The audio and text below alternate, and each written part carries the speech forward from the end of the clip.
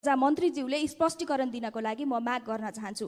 र अर्को कुरा, सरकारले गभर्नर नियुक्तिको विषयमा लामो समय खर्च गरेको देखिन्छ। मेरिटोक्रेसीको आधारमा पनि गभर्नर नियुक्ति गर्न सकिन्छ र सरकारको समय यस्ता हावादारी कुरामा खर्च नगर्नको लागि म सुझाव समेत दिन चाहन्छु।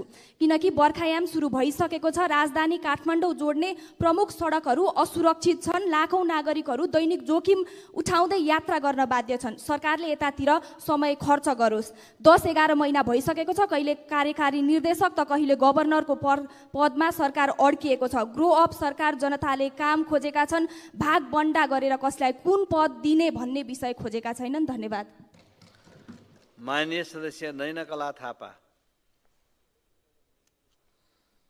सभामुखज्यू, केही समय अघि नेपालको यो पश्चिम कैलाली को जङ्गलमा एक विदेशी झुण्डहरू बसेको हल्ला सुनियो। ती ब्लू फ्यामिलीका आफूलाई मान्ने, ती साङ्केतिक भाषा बोल्ने, जङ्गलहरूमा रमाउँदै हिँड्ने, घुमन्ते फिरन्ते जस्ता देखिने, त्यस सम्बन्धमा स्थानीय सरकारको सकारात्मक जस्तो बुझियो। तर हाम्रो सरकारको र गृह मन्त्रालयले यसलाई कसरी लिएको छ, यस सम्बन्धमा विशेष ध्यानकर्षण गराउन चाहन्छु र यस सम्बन्धमा जानकारी यस संसदलाई पनि दिन म आग्रह गर्न चाहन्छु। धन्यवाद। माननीय सदस्य पूर्णबहादुर घरती मगर।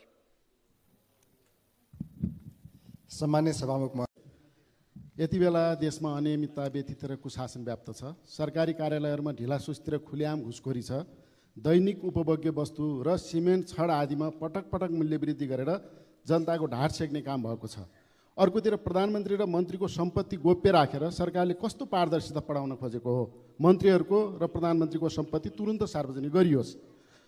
अहिलेको ठुलो समस्या भनेको कुशासन हो। कुशासनको एउटा जिउँदो नमुना सिंहदरबार गेटमा देखिन्छ।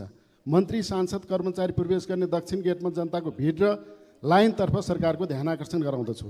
मन्त्रालय जति सिंहदरबारभित्र थुपार्ने